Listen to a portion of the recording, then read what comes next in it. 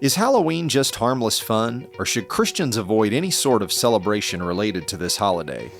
Dr. David K. Bernard weighs in on this debate in this episode of Apostolic Life in the 21st Century. Welcome to Apostolic Life in the 21st Century, a podcast dedicated to helping modern-day believers live out the teachings of the first century church. This podcast is part of the teaching ministry of Dr. David K. Bernard. Dr. Bernard has dedicated his life to studying the Bible and helping believers apply its message to their daily lives. Thank you for joining us for this episode. So today is Halloween, and here in North America at least, we're going to see a lot of children. They're going to dress up in costumes. They're going to spend the evening going door to door, trick-or-treating, and asking for candy and all that good stuff that goes along with this particular holiday. And people are probably seeing ghosts and jack-o'-lanterns and skeletons and witches and all the other Halloween-related decor on houses in their neighborhoods. Now, a lot of Christians are divided over this. On one side, we have the people who see it all as just harmless fun. And on the other side, there are believers who have very serious concerns about the spiritual side of this holiday. And some of those folks are adamantly against any kind of Halloween celebration, including any sort of possible substitute. As a pastor, you probably had church members that fell on both sides of this debate. How did you handle that disagreement and keep the peace between both sides? Do you have any advice for people who are conflicted about this? Yes, this can be quite a heated issue. And I want to use this question to answer broader questions, because this is a simple example. But there are a lot of situations that Christians face in our modern society. So let's see if we can find common ground where people on all sides of this issue should agree or could agree. So let's talk about two extremes. So on the one hand, the Bible strongly teaches against witchcraft, against necromancy, which is an attempt to contact the dead. For example, if you read Deuteronomy chapter 18, you have some very strong condemnations. So I think all Christians should agree. Anything that promotes the devil, Satanism, genuine witchcraft, magic, and by magic I don't mean sleight of hand like card tricks and children's games that we often are illusions.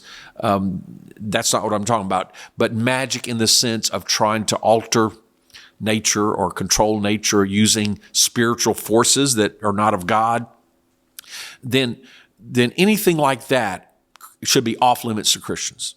So we talk about horoscopes, astrology, Ouija boards, seances. We should 100% avoid that kind of stuff. All Christians should agree.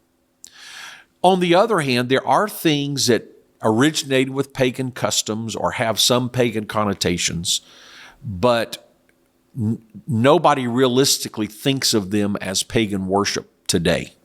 And so we participate in them just as part of modern culture. I would say everybody who's listening or watching has some things in their life they may not know. But for example, if you use the days of the week in English, Sunday was to honor the sun god, Monday, the moon god, Wednesday, the Norse god Woden, Thursday, the Norse god or Germanic god Thor. So everybody is doing Saturday, the god Saturn, or January, the Greek or the Roman god Janus. So nobody that I'm aware of, there may be somebody out there, would refuse to say Monday and insist on saying second day of the week. Why? Because we don't think of that as honoring the moon god, and the people we talk to don't think of it as honoring the moon god. Now, if we're really honoring the moon god, that would be a sin. Or if the people we're talking to honestly go away thinking, wow, that Christian worships the moon, well, then that would be wrong. So I've given you two extremes. One, where we clearly should avoid pagan or satanic involvement. The other, where we have divorced whatever the original context or connotation was. We've eliminated that and we've appropriated it for our own culture. And nobody realistically thinks that it is promoting paganism. So those are the two extremes. So where do you meet in the middle? Now, it's interesting. I was raised in Korea. There was no Halloween. That is an American or Western culture. Now, in very rare occasions, we were allowed to go into the U.S. Army base, and there was also a Baptist missionary compound that had American-style living. And so there were occasions where my parents would let us dress up in costumes and go door to door in these limited cases and get candy. Now, my mom was pretty strict. Nothing to do with death or witches or demons or anything like that, but just, there's nothing wrong in principle. There's nothing wrong with a costume party. In principle, there's nothing wrong with giving candy. In principle, there's nothing wrong with a fall festival and bobbing for apples or whatever traditional games you want to do. So that was what my parents said. If you can find a way to do something that's wholesome, that's not demonic, that's not satanic, has nothing to do with that, okay. Now, if we were doing this on, July 31st or August 31st, then probably nobody would mind. If we said, let's have a costume party and let's bring some hay, have a hay ride, and let's have some pumpkins, and let's bob for apples on August the 31st, then I don't think anybody could justly condemn that. Those are wholesome activities. So the question becomes, what if you do it on October 31st? So some people say, oh, you're caving into the culture. And others say, no, you're taking that day away from evil and you're promoting godly values. Now, I personally, as a pastor, thought that's a good strategy. So typically what we did, I would teach and say, look, there's an area of Christian liberty, and I'll talk about that in a moment. I'm going to let each family decide what you want to participate in, but nothing demonic, nothing satanic, nothing with genuine witchcraft or evil magic, et cetera, et cetera, et cetera. Nothing that promotes death. But here's what we're going to do as a church. We're going to have a fall festival, a harvest fest. We're going to go out on the parking lot, and we're going to have games, and we're going to have little booths, and we're going to have car trunks open with little games like you might see at maybe some fair or some special event, like you're throwing at a goal or at a target.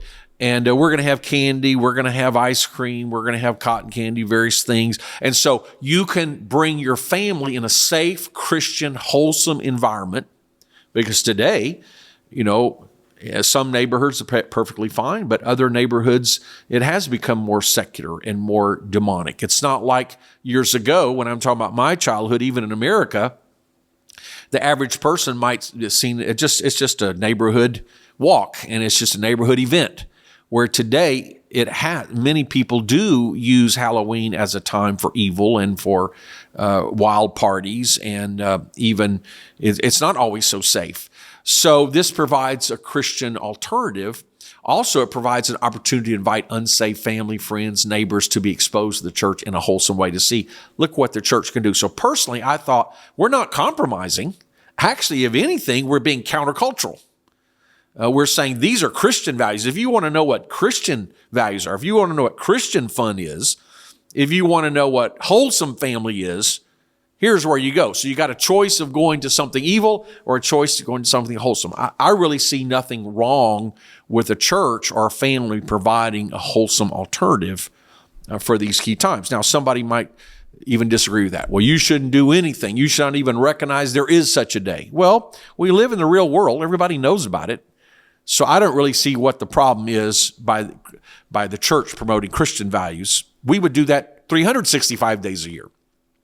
But I do think, so I've tried to give you a spectrum where two extremes we can all agree. In the middle, we might differ on how do we choose to operate as a family or as a church. And I think there's room for Christian liberty. If you read 1 Corinthians 8 and 1 Corinthians 10, the Apostle Paul dealt with a very real issue in his culture. And again, I come from a different perspective because that very issue exists in Korea where I grew up. And that is, people would go to a pagan temple, in the case of Korea, Buddhist temple, but in ancient times, they would go to the temple of Greek and Roman gods and goddesses. They would offer food to the idols. It was a form of worship. Of course, the idol couldn't actually eat the food, so the priest would take it and eat it. And then if there was extra food, the priest would sometimes go sell it on the market. And this typically happened with meat, which was rare and costly and extravagant, luxurious. So the question arose in Christian circles, if you buy some meat in the marketplace, it could have actually been offered to an idol. Or if you go to a feast at your neighbor's house, your neighbor might well have either dedicated that meat to an idol, or he might have purchased that meat from a temple. And so you're eating meat offered to idols. What should you do? So Paul explained, now wait just a minute. We're Christians. Evil doesn't have any power over us. Idols are no gods at all, although demonic forces can be connected. But he said, in principle, eating meat that had been offered to an idol isn't going to hurt you because the idol has no power and Jesus does. However, if you knowingly eat that, so if your neighbor says, I dedicate this meat to this God, and then you eat, well, then for that neighbor, it would appear that you are condoning idolatrous worship. Or maybe there's a new Christian that's just been converted from idolatry and he watches you eating this food. He's going to think, oh, it's okay for Christians to worship idols. And so Paul says, don't do it. Not because that meat can hurt you, but you don't want to leave the impression that you're participating in idolatry. And for the sake of a weaker Christian that might look at you and not understand that eating meat can't hurt you, and he thinks, wow, and it would cause him to stumble and go back to idolatry. So even if you aren't worshiping idols and you know it, if it can leave a wrong impression on the unbeliever you're trying to win, or a fellow believer that's new in the faith and weak in the faith, then don't do it. He said, I'd rather not eat meat again my whole life if it would cause another brother to stumble. The King James says offend, but it doesn't mean make them mad. So we're not talking about someone says, I'm mad at you, you shouldn't be doing this, you're a compromiser. No, it's talking about someone that says, well, you're compromising the faith. I'm going to lose my faith in God. I'm going to go back to idolatry. In other words, it's the weaker brother, the person that's weak in faith, that would have this problem, not someone who's supposed to be strong in faith. Someone strong in faith should say, you know what? I'm not going to worry about what that guy does. It's not going to bother me. I'm going to do what I feel is right. So if you go around protesting your brother, you're kind of saying, well, I'm the weaker brother that can't stand this example. I'm going to backslide over this, so you better stop. But anyway, so Paul goes on to explain. So if you go to your neighbor's house and he says, I'm offering this to an idol, don't do it. But what if you go to your neighbor's house and you don't know what he might have done last week? Or what if you go to the market and you buy some food and you don't know where it came from? Don't worry about it. Just eat. Your conscience is clear. You are not worshiping idols. Nobody looks at you, thinks you're worshiping idols, so you don't have to worry about it. Idol is nothing. The meat is nothing. Just glorify God. Your conscience is clear. But if someone tells you it's offered to idols, and thereby they would think you're worshiping idols, then don't do it for conscience sake. Not your conscience, but the conscience of the person that is observing. So I took a long time there, but I think we can apply this to things here today. So if we know we're not promoting paganism or idolatry or Satanism, and we feel a good conscience about doing something, that's one thing. But if there's an observer who's weak in the faith or an unbeliever who would be confused, then we shouldn't participate. So even though we have the liberty to participate, we shouldn't do anything that will be a stumbling block. Now, that's for us. But when we look at another family in the church, or maybe another church, so we might make a decision for our family, or our pastor might make a decision for our church. And by the way, nothing I'm saying is trying to undermine what a pastor decides is appropriate for their church, their culture, their city, the families that they've won and their background of those families. You know, the pastor will be the best one to know what's appropriate. And so I think you should follow him. But what if a different church does something different? Well, it's not up to us to condemn them. It's up to us to say, we're going to make the right choice for our family, and we're going to follow our pastor in what he has guided our church. And if you're a pastor, you know, as a pastor, I will make what I think is the best decision for our church. And I don't want anybody attacking me for that. On the other hand, I'm not going to go out and attack somebody else. So Romans 14, And I'm not just strictly talking about your original question, but I'm giving you a broad answer that would help in a variety of cultural issues. So Romans 14, I've got the New King James here. Receive one who is weak in the faith, but not to disputes over doubtful things. For one believes he may eat all things, but he who is weak eats only vegetables. Let not him who eats despise him who does not eat, and let not him who does not eat judge him who eats, for God has received him. Who are you to judge another servant? To his own master he stands or falls. Indeed, he will be made able to stand, for God is able to make him stand. One person esteems one day above another, another esteems every day alike. Let each be fully convinced in his own mind. He who observes the day observes it to the Lord, and he who does not observe the day to the Lord, he does not observe it. He who eats to the Lord, for he gives God thanks, and he who does not eat to the Lord, he does not eat and gives God thanks. So you can read the whole chapter, but that just kind of sets the tone. And so I would make an application that if you feel like doing nothing at all on October 31st is different from what you normally do, that's fine. If you choose to have a wholesome opportunity to gather with family and friends and church, and you do it unto the Lord, I don't think that's wrong. I think we have liberty to choose what we think is appropriate. And we shouldn't ridicule people for their choice, and we shouldn't condemn people for their choice. Now, nothing I say means you should promote Satanism, witchcraft, magic, et cetera, et cetera, et cetera. But I am talking in the context of worshiping God and walking in holiness. And I do believe there is an area of Christian liberty that each local pastor guides the church, and each family makes wholesome decisions within their own context. Thank you for listening to this episode of Apostolic Life in the 21st Century. If you enjoy this podcast, please take a moment to give us a review on Apple Podcasts, Spotify, or your favorite podcast app. We also appreciate it when you share Apostolic Life in the 21st Century with a friend or family member. And make plans to join us again next time as we look at how the Bible applies to everyday life.